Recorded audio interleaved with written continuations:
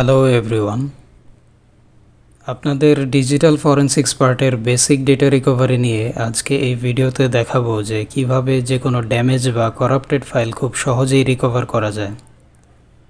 অনেক সময় দেখা যায় যে বড় সাইজের ফাইল বিভিন্ন কারণেই করাপ্টেড হয়ে যায়, তো তখন আমাদের ম্যাক্সিমাম ক্ষেত্রেই ডেটা লস হওয়ার চান্স থাকে।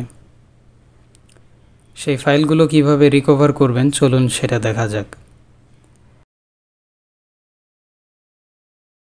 আমার কাছে দুটি ভিডিও ফাইল দেখতে পাচ্ছেন, একটি করাপ্টেড বা ড্যামেজ ফাইল আর একটি নর্মাল ভিডিও ফাইল। আমি প্রথমে নর্মাল ভিডিও ফাইলটি ওপেন করে দেখাচ্ছি। দেখতে পাচ্ছেন যে ভিডিওটি স্বাভাবিকভাবেই ওপেন হয়েছে, কোনো সমস্যা নেই। এবার আমি এই করাপ্টেড ফাইলটি ওপেন করে দেখাচ্ছি।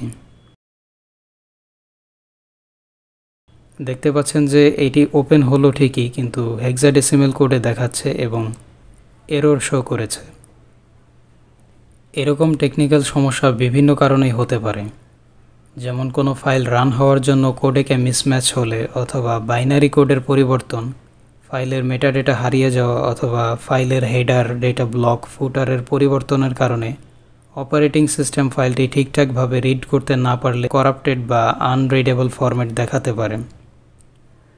তো এই বিষয়ে আপনারা ওএস ফরেনসিক্স ক্লাসে আরও ডেপথলি শিখতে পারবেন। আপাতত সহজে কিভাবে এটি রিকভার করা যায় সেটি দেখা যাক।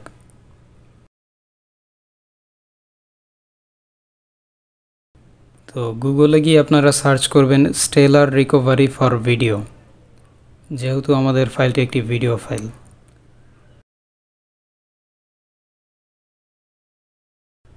এটি একটি পেইড সফটওয়্যার। আপনি যদি অ্যাক্টিভেশন লাইসেন্স কিনতে চান তাহলে বাই নাও বাটনে ক্লিক করতে পারেন।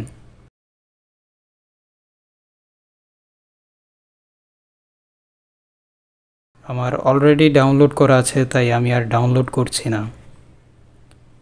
এই যে দেখতে পাচ্ছেন ইনস্টলার ফাইলটি, এখন ডাবল ক্লিক করে ইনস্টল করতে হবে। জাস্ট নেক্সট ক্লিক করলে ইনস্টল হয়ে যাবে। ইনস্টল হয়ে গেছে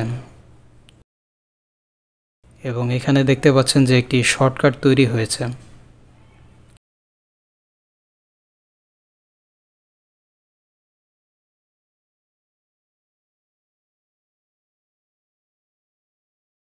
এখন আর আমাদের এই ইনস্টলার ফাইলটির আর প্রয়োজন নেই, তাই এটি আর এখন লাগবে না।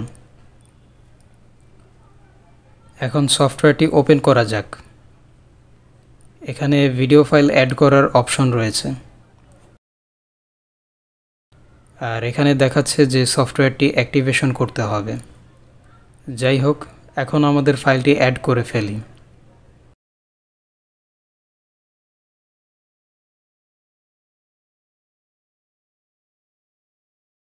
রিপেয়ার বাটনে ক্লিক করতে হবে।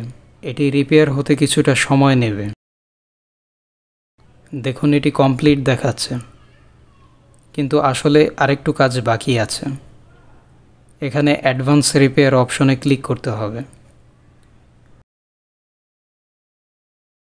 এখন অন্য যে কোনো একটি নর্মাল বা ভালো ভিডিও ফাইল সিলেক্ট করতে হবে যাতে এর ফরম্যাটটি নিতে পারেন। অ্যাপ্লাই করে রিপেয়ারে ক্লিক করতে হবে। এখন এটি করাপ্টেড ডেটাকে রিকভার করা শুরু করবে।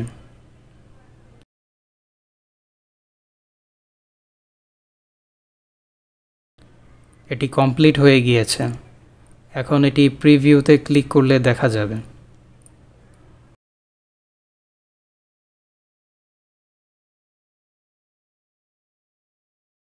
এটি সেই করাপ্টেড ফাইলটি রিকভার করে দিল।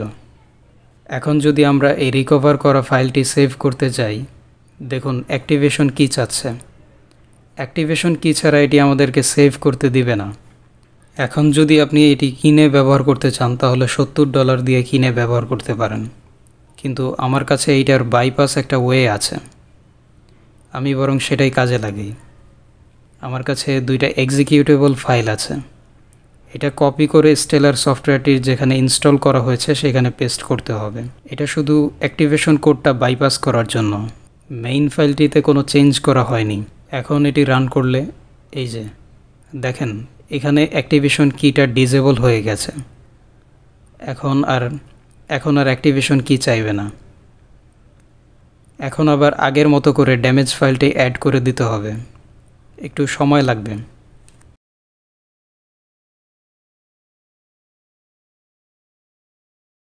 আবারও একইভাবে যে কোনো একটা ভালো ফাইল সিলেক্ট করে দিতে হবে।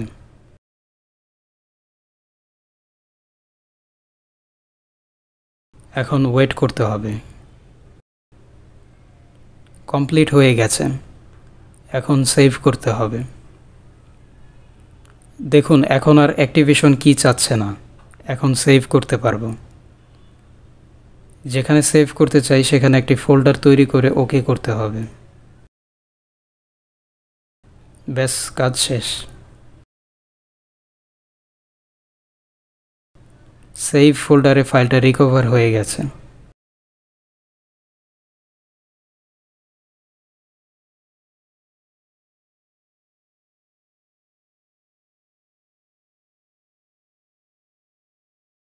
এই বাইপাস ফাইলগুলো আপনারা আপনাদের ব্যাচের ফেসবুক গ্রুপে পেয়ে যাবেন।